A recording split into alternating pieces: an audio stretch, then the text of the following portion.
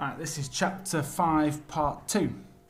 Susan looked at him very hard and was quite sure from the expression on his face that he was not making fun of them. But how could it be true, sir, said Peter. Why did you say that? Asked the professor.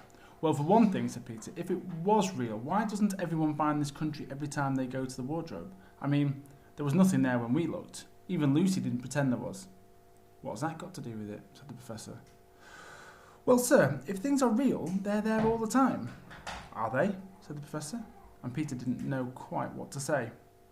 But there was no time, said Susan. Lucy had had no time to have gone anywhere, even if there was such a place. She came running after us the very moment we were out of the room. It was less than a minute, and she pretended to have been away for hours. That is the very thing that makes the story so likely to be true, said the professor. If there really is a door in this house that leads to some other world, and I should warn you that this is a very strange house, and even I know very little about it. If I say she had got into another world, I should not be at all surprised to find that the other world had a separate time of its own. So that however long you stayed there, it would never take up any of our time.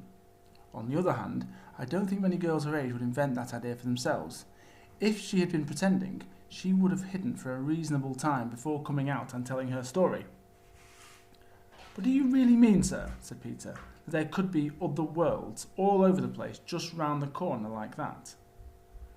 Nothing is more probable, said the professor, taking off his spectacles and beginning to polish them, while he muttered to himself, I wonder what they do teach them at these schools.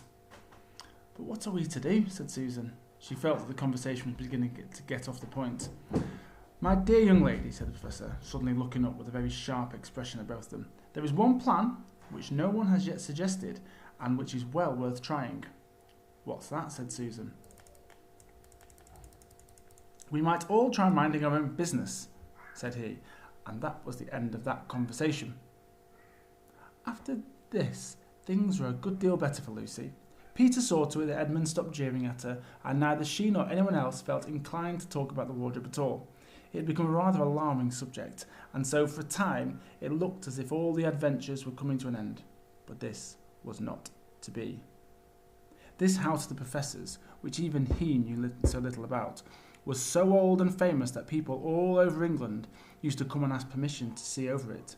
It was a sort of house that is mentioned in guidebooks and even in histories, and well it might be, for all manner of stories were told about it, some of them even stranger than the one I'm telling you now. And when parties of sightseers arrived and asked to see the house, the professor always gave them permission. And Mrs. Macready, the housekeeper, showed them round, telling them about the pictures and the armour and the rare books in the library. Sorry about that. Mrs. Macready was not fond of children and did not like to be interrupted when she was telling visitors all the things she knew. She had said to Susan and Peter almost on the first morning, along with a good many other instructions. And please remember, you're to keep out of the way whenever I'm taking a party over the house.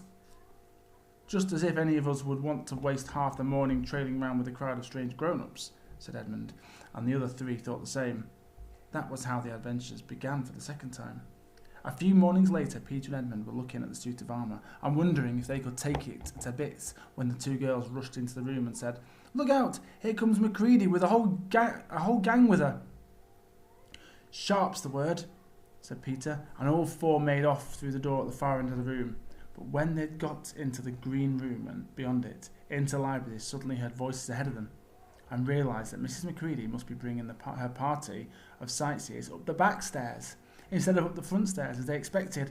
And after that, whether it was that they'd lost their heads, or that Mrs. Macready was trying to catch them, or that some magic in the house had come to life and was chasing them into Narnia, they seemed to find themselves being followed everywhere, until at last Susan said, Oh, bother those trippers. Here, let's get into the wardrobe room till they've passed. No one will follow us in here. But the moment they were inside, they heard voices in the passage, and then someone fumbling at the door, and then they saw the handle turning. Quick, said Peter, there's nowhere else, and flung open the wardrobe, all four of them bundled inside, and sat there panting, in the dark. Peter held the door closed, but did not shut it, for, of course, he remembered, as every sensible person does, that you should never shut yourself in our wardrobe.